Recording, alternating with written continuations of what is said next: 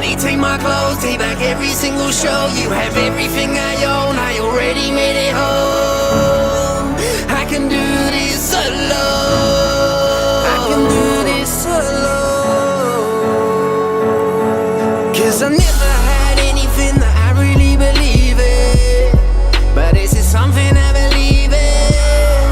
'Cause I'm living what I'm dreaming, and I ain't gonna leave it. You see it, so believe it. If you don't see it, believe it. 'Cause tonight I won't be sleeping, 'cause I'm so far in the deep end, I just can't ever leave this. The sleepless nights I had on my pad, no sleep could have turned me mad. Turn the leaf, now I turn the page and see my face in a mag. Release the beast, no chains or leash, no change in me. I came, you see, I dream, achieve. If you don't see, it's best you leave.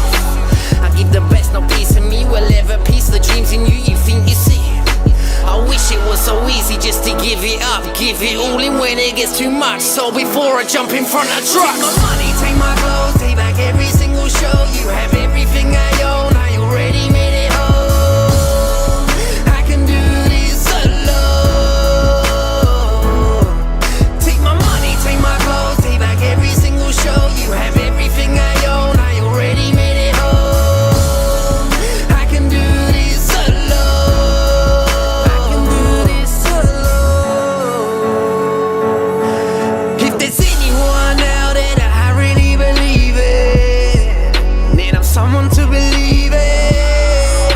I've maybe made mistakes, but I'll do what it might take just to raise my stakes. I'm breathing till the day I'm leaving. Man, I'ma leave my dreams in. You see it to believe it. Whatever come what may, till my dying day I've been it. Everywhere, every day, whatever what may come my way. The clouds will part, the sun will shine. The day they put me in my grave, and heads will hang and shame. The day the doves will up and fly away, I will rise again. I'll take the reins with this life. Give everything I got it once and I can get it twice. Give it all up tonight, I give it all my life. Want a slice of any portion of my pie, man. Before I grab the knife, you better just take my money, take my clothes, take back every single show. You have everything I own, I already made it home. I can do this alone. Take my money, take my clothes, take back every single show. You have everything I own, I already made it home. I can do this alone. I can do this alone.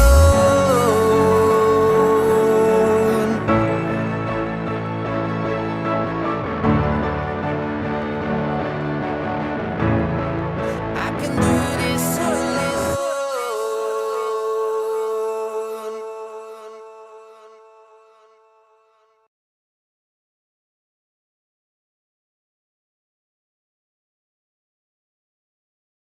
Αγαπητοί φίλοι και φίλες, καλησπέρα. Καλώς ορίσατε στην εκπομπή Υγεία και Ευεξία. Σήμερα φιλοξενούμε τον ερμηνευτή και rapper TIERZ, ο οποίος θα μοιραστεί μαζί μας την προσωπική του πάλι με το anxiety. Ας καλωσορίσουμε τον TIERZ. Hello TIERZ, thank you so much for coming to Hellenic TV via internet, of course, and thank you for your willingness to share with us your own experience with anxiety and panic attacks. Yeah, no, it's a great honor to be on your platform, and thank you for having me. You know, it's great to be here. So, TIERZ, can you tell us about your personal journey with mental health struggles and how it inspired you to write a book about your experience? Yeah, of course. So it's not been the easiest thing in the world. So basically, I suffer with anxiety, panic attack, sort of mental health disorder, they call it. And yeah, it's getting through every single day as trying to be a sort of normal person, with, you know, the anxious feelings of, you know, it can make me ill, even stop going to meetings sometimes, I have to cancel. Yeah, it's not been the greatest journey, same as many other people. And so, yeah, that's why it's kind of important for me to, you know, let other people know that they're sort of not alone, you know, and hopefully move forwards. Yeah. Exactly. And so that was the reason that you decided to write a book so you can share your own experience, you know, and how you're dealing with it, because I'm sure, you know, you're trying to find ways, etc., you know, how, because it's not easy, of course, I fully understand this. Yes, because it's different when you're talking with a doctor, and it's different when you're talking with a person who is going through, or when you are listening to a person who is going through to similar situation. So, TIERZ, can you describe what it feels like for you when you are experiencing anxiety? Can you walk us through a typical anxiety episode and what thoughts or feelings are going through your minds at that Of time? course. And it's one that, you know, many other people that I've spoken to also sort of experience. So I'll give you an idea of a true event that happened to myself. And it was very much, so I was going to London Yes. to record a music track with a very, you know, well-known person. And my manager was meeting me at Victoria Station in London. And that morning I wake up and it's like a grey fog. It's very much like you're sort of in a tunnel at times, and you know, you've got the whole sort of, you feel ill, or you know, everything sort of moves very fast, then very slow, then very fast, and you're trying to move forwards. But no matter how fast you try to move forwards, time is always obviously doing its own thing, sort of thing. So anyway, I was on the train, got to Victoria, and met up with Sam, my manager at the time, Sam Hood, and thankfully it was very much like the angels had sort of, you know, blessed me a little bit with the opportunity, because he said, "Oh, so the producer I was working with at the time, he's not around until maybe 2, 3 in the afternoon." And at that time, my manager knew that my nan wasn't, and he said, "Well, maybe go and see your nan, and then, you know, we can pop back, sort of thing. Well, obviously I can get back to London." And I was like, thank God for that, because obviously it's going on to the underground, which is one of my sort of apprehensions. Lo and behold, obviously I travel on the underground all the time now. But yeah, so fast forward to that, I got the train back home, back to Bromley, where I was living at the time, and then I ended up getting a bus. All the rest of it, so that made me more anxious. Yes, of course. Everything was very much like, it's like a straight over me, and I had to get myself off the bus because I was being physically ill, you know. Which then obviously there's people around me, you know. I took myself off, and they're looking at me like I'm. They don't know the score, and I understand that. But it's very much like I kind of felt isolated at that time, because obviously you've got people around and they're thinking I'm some sort of maybe on something or whatever else.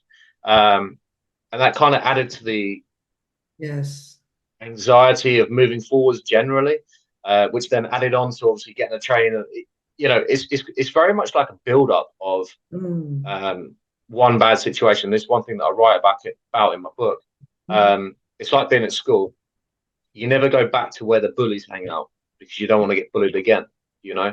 And that's in a nutshell, like obviously a true story to what happened, and sort of what pushed to the trains and etc.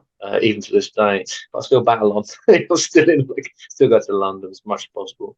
But yeah, it's not the nicest in the world, if I'm honest. Of course. So when you are suffering, you are going through an anxiety episode, do you find it difficult to communicate your feelings at that moment? I mean, to tell exactly what is happening to you? Yeah, I do very much. I mean, personally, I mean, I've had a lot of people that I can speak to, close friends, and etc., which are very few. But the hardest thing for me one of the hardest things for me, I kind of guess with this, is because as a guy, you know, and I've got my kids and and obviously my other half, it's kind of like sometimes maybe embarrassing, which is probably the wrong word, because I've spoken to guys that suffer, same as women, you know, but it's that kind of, as a parent, I'm always sort of battling myself because, you know, I'm trying to be strong and etc. But the worst thing about it as well is I've had close people to me that have thrown it back in my face before.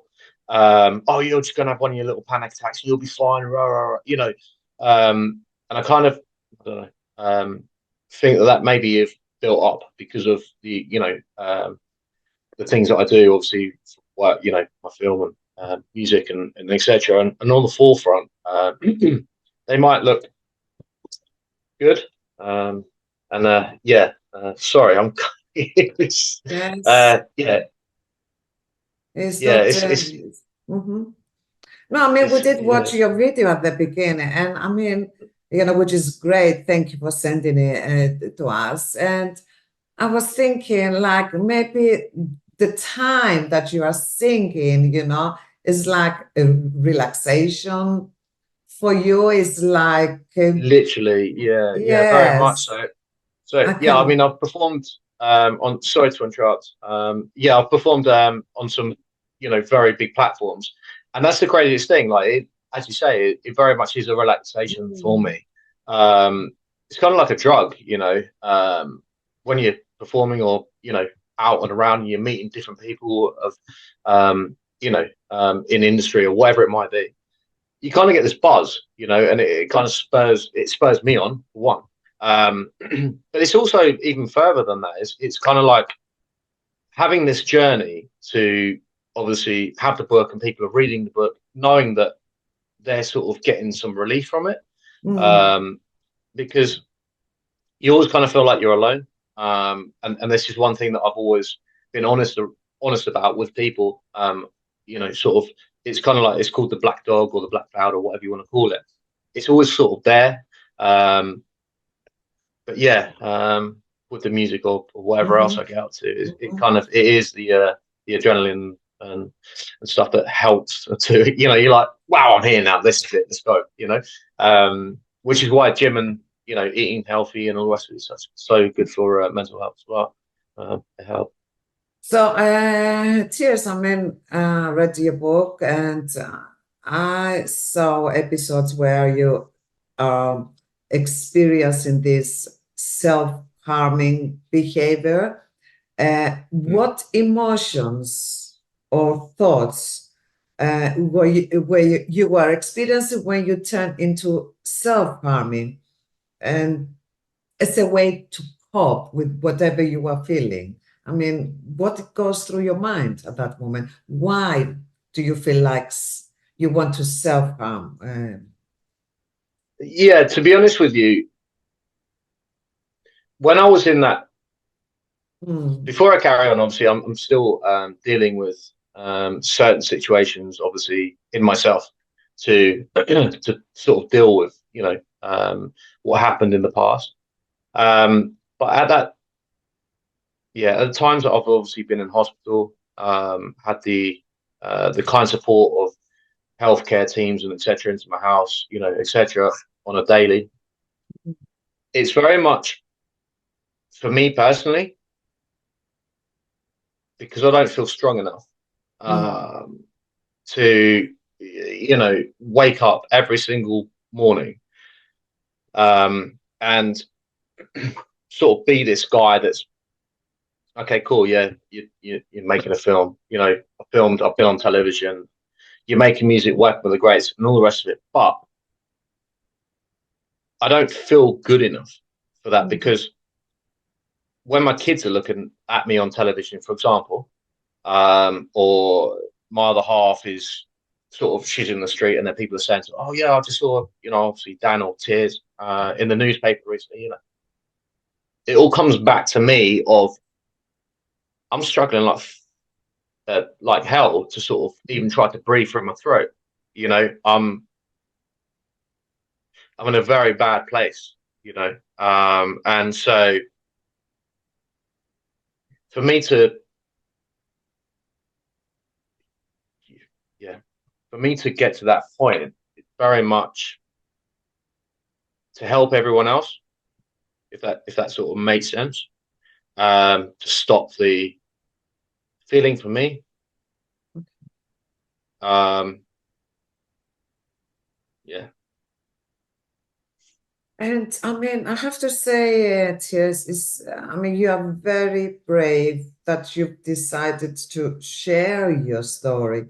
How did you find the courage to open up about your struggles with this anxiety and self-harm, and also to motivate you to share your story with others through writing? It was very much, so it started off as a diary. Okay. I was told once by my nan. So basically, when I was going through school, sorry. Okay, so yeah, it started off as a diary. I was told by my nan to express how I was feeling, and then just to sort of get rid of it, you know. Mm-hmm. And with that, I was very much heavily into music. Obviously, the early stages of my life and career or whatever else, and it started to rhyme. So I took that same advice, you know, to basically just write down how I was feeling, and put it on some paper, and then try to get rid of it. But then I thought to myself, well, hang on a minute, like I've got quite a lot of stuff here, and I'm a great believer in helping other people, you know. And I thought, well, maybe like obviously the music is with the lyrics, you know, that I've obviously got, as you've obviously kindly watched and etc. It created a small following, and I thought, well, maybe I can just try to help a couple of people with putting this out a little bit, you know. And then yeah, I thought, well, here we go, you know, put some information in there of the history of what it was like, you know, sort of olden times, and the medication that I've been offered, some as self-help, and it sort of created a book. And it was a friend of mine that said to me, well, you've done all this, like, you know, with the martial arts and cooking and music and etc. Why not just send it to a publisher and see what happens? So that's what I done. And then obviously, as you know, like I got 2 publishing deal offers, which obviously, well, I didn't take because they want to change the language. But then all of a sudden, the Facebook page got to 6,220 something, and all these different people that have read the book, and you're like, wow, cool. Like now we've got something that's helping just one person. That was the main goal for me, is to just have just one person sort of find some sort of comfort in the fact, knowing that, you know, someone else is obviously in the same similar kind of conversation, sort of feeling, and then yeah, obviously it's now fast forwarded to becoming a, you know, etc. So yeah, it's to help other people. Sure. And now you are in the process of creating a film as well about your experiences. And how do you hope to achieve through this medium? So to achieve it is going to be a great thing. Yes. What do you aim to achieve? Obviously, I mean, with the book, yes, it's to share your experiences, you know, with other people, hoping, of course, that you will help. They will get something, yes, because I mean, it's good to know that they're not alone. And perhaps with the film, it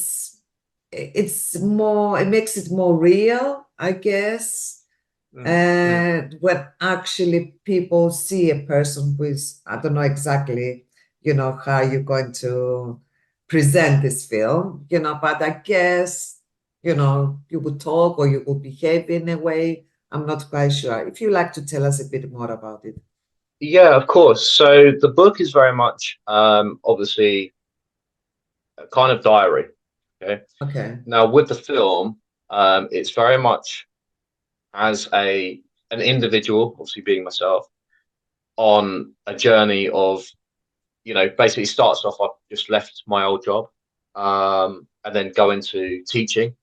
And the whole side of it is obviously there's adaptations of obviously the music and opportunities. It's to basically sort of give a visual of what it's like from a person that suffers, obviously my view, to let other people know, okay, cool, well, they go to work, they suffer, and sort of they can get sick, and there are and the whole film is based on a very true story. It's been put in from different experiences that I've had, and it's to let everyone know, sort of like, this is real. These things actually happen, all the way through from the good stuff, obviously getting a good job, excited, looking forward to the future, on the side of your, main dream. Obviously, in this case, it's obviously in the film, my music. But then it's the down days as well, where you do get anxious and you're not quite sure how to act around people, because, this is how you earn your money. This is how you, sort of are trying to create a future for your kids and all the rest of it. But even then, it's got like the highs, it's got the lows as well. Very much where, I am in the studio and certain things happen to myself. But yeah, it's got the information in there as well, of obviously paramedics that have, had kind words and etc. So it's very informative. Although it's a feature film, it's very informative. And yeah, hopefully again, it can, give some sort of reassurance, I guess. I don't know. It's very hard for me to explain it until it's out. But the whole idea of it is basically to let people know, okay, cool, this is a feature film about anxiety, about maybe depression, I don't know, panic attacks and etc. And yeah, and even people that don't suffer, to sort of, wow, okay, cool, this actually happens. And no matter how stuck up this sounds, like obviously I've achieved a lot, as you know, and still achieving. It can happen to anyone. Exactly. So yeah. The idea is to help people and hopefully. So, at what stage is the film right now, TIERZ? So at the moment it's in early development stage, but we're very much in very tight conversations with some, very good people. Some being A-list artists in the music industry, others being, very professional people in the film industry. And yeah, it's moving forwards. It's moving forwards at a very positive sort of, skyrocketing pace. I think one of the ideas we've got at the moment, Stephen Banks, my director, him and I, we spoke, and we're looking to create like a small demo at the moment. And then in the background, we're obviously going to continue with, to make it into the feature film. But the small demo is very much to sort of put into film festivals and give to certain people that are already sort of waiting for it. And then see how it goes, because, as you know, these things can be up here 1 minute and then obviously drop. But yeah, we're already pushing, and we've got some very good people, obviously one being yourself, supporting the idea and etc. So yeah, it's exciting. We're gonna I feel we're gonna go all the way. I feel we're gonna go all the way. Brilliant idea. So TIERZ, what kind of support or resources do you believe are essential for individuals dealing with mental health problems, challenges? Support very much is a funny thing, because we've all got friends, we've all got family, but sometimes in my experiences don't always work out that way. So first of all, in me personally, what I found was, again, I'm very fortunate, but I wrote down a lot, and I take my music as a support. Also, going to the gym, eating healthy, because what that does is it takes you away from people, basically, and I mean, obviously, yeah, you can go to the doctors, you can speak to the most honest thing I can probably say is realistically, just take a breather, take a step back, look at, you know, what it might be that's obviously causing you the situation, you know, anxiety or etc. And just look at it from afar. You know, because one thing that I've sort of learned is everyone has the answers, but they've never done what it is that I'm trying to create. So, and the people that sort of try to get involved in when you're feeling anxious or, you know, etc., possibly may have never, you know, sort of suffered. So take a step back, you know, and then look at how you can sort of help yourself. You know, like I say, like the gym, go to. I love going walking as well. Being outside, you know, I love animals. I love dogs. And yeah, just very good. Good energy. The pets. Yeah, 100. So, you know, and I love history as well. So I read a lot of stuff about history and how those guys sort of, you know, coped, etc. But yeah, literally just take a step back. And also the second thing I will say is, like, always remember the only way you're going to move forwards is on a bicycle, right? Because the only way that bicycle is going to move forwards is if you get on the saddle, put your feet to the pedals, and just start cycling forwards. You know, see a goal and get it. If you don't get it, then at least you tried. Exactly. This is so important, you know, because if you don't try, you have already failed, you know, but if you try, exactly, you can succeed. Now, regarding the mental health system, would you say that you would like to see any changes, that perhaps, you know, you felt, oh, this is not good enough, if it was like this, or if they offered me this help, things could have been better? Yeah, I mean, so in my personal experience, there's good and bad, but that's because of my situation. I'm thankful for all of the people that I spoke to in the, you know, medical field. Whether that was a bad experience or it was a good one, because they obviously do what they can. It's a very, you know, uneducated kind of sort of scenario, isn't it? Like there's not much that they know about mental health, so they can only offer what they can. I mean, realistically, yeah, it is what it is at the moment.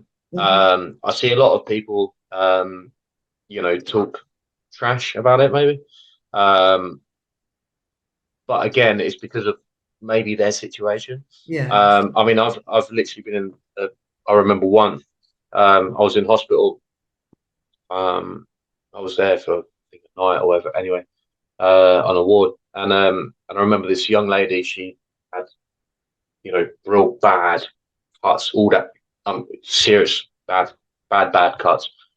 And she wasn't mentally, you know, sort of stable by the looks of things. And there was a couple of others that I can go into, but I don't feel it's for the interview. And I was kind of, you know, among these people, and you're looking around, you kind of think to yourself. And now that I look back, and these are things that I haven't put in the book, or, you know, because they're very, you know, wow situation. So with regards to obviously how, you know, mental health, etc., is sort of dealt with, I kind of feel that they're, you know, the professional people are doing their best, because there's so many different avenues. Yeah, I'm still here. So, and yeah, well, you're doing very well, TIERZ. And as you said before, I mean, if someone doesn't actually experience this anxiety or any other mental problem, you know, then you cannot fully understand and you don't know exactly what to do. Of course, there is the theory, you know, that they are learning, but actually to put it into practice, it's not an easy thing when you're facing a person that at that moment they are dealing with anxiety. You know, and you need to have the empathy as well. You know, number one, I think, is people that they are in in this sector, they need to have empathy, you know, to understand the other person. Now, you've mentioned earlier on about Facebook. Is it your personal page, or is it like, do you have a page for the book that we can follow you, or even your page? Where can we find you? Yeah, of course. So, I mean, the book is TIERZ Behind the Smile. That's the one that I use for the book. I did start a fan page for my music, to be honest, but unfortunately got hacked and all the good stuff that goes on in 2024 these days. So I started a new one. But yeah, I mean, my main place that I post stuff is very much Instagram, or my main page is Daniel Andrews TIERZ. But yeah, that's as you know, obviously post most of my stuff. And yeah, so I'm kind of with social media. It's very much for me. It's I don't know what I'm doing. Obviously, with the opportunities that I'm getting, as you know, I just sort of post on my Instagram. It goes onto my Facebook wall, and that's it. And then I kind of, when I'm performing, you know, on the stages or go to meetings or whatever else, I'm kind of hoping people just find me. Yeah. So I kind of use that at the moment until things develop, which hopefully will be very soon with opportunities that have arisen for my my forecast. So yeah, until I get into the big boy league with the record labels and all the good stuff that's going on, I'm very much keeping it at that, because I can control that. I can do that. Yes, exactly. Right. Before we finish, TIERZ, one final message to our viewers. One final message. I'm going to be saying very honest. It's realistic. Like, to be honest, like, I'm here now on your platform, a respected platform with obviously yourself, a respected member of the professional community, interviewing people, etc., on television, radio, etc. The word that I would give is, realistically, do something that scares you. Get up just once and push. Whether that might be, you're scared to go to the gym because you feel like you're too big and everyone's going to laugh at you. Just go to the gym, because I guarantee that those people in there are going to support you more. If you want to maybe be the best mechanic in the world but have never even picked up a spanner, go and pick up that spanner. Start working on a bicycle. If you want to be the best chef in the world but can't even boil an egg, read up. Get out there, do something. Just try, just once, because the only way you're ever guaranteed to fail at anything is not ever trying. And obviously you mentioned that earlier. Yeah, get up, get on that bicycle, get your feet on the pedals and move forwards. That's all you can do. And if you fail, you're going to find out that if you fail whilst trying, you're going to find out that there's more people that are there to support you than the ones that are not, when they walk past you and you sit on the sidelines. That's it. Thank you so much. Thank you, TIERZ, and thank you for sharing your experience, such a thank you for your time. topic. Thank you. The pleasure's all mine. Wishing you every success, and we look forward to the film. 100%. I hope to see you soon. And Thank you. We'll catch up. Thank you very much for your time. Have a good evening. Thank you. Αγαπητοί φίλοι και φίλες, εμείς θα τα πούμε και πάλι την ερχόμενη Πέμπτη με ένα καινούριο θέμα και ένα καινούριο φιλοξενούμενο. Καλό σας βράδυ.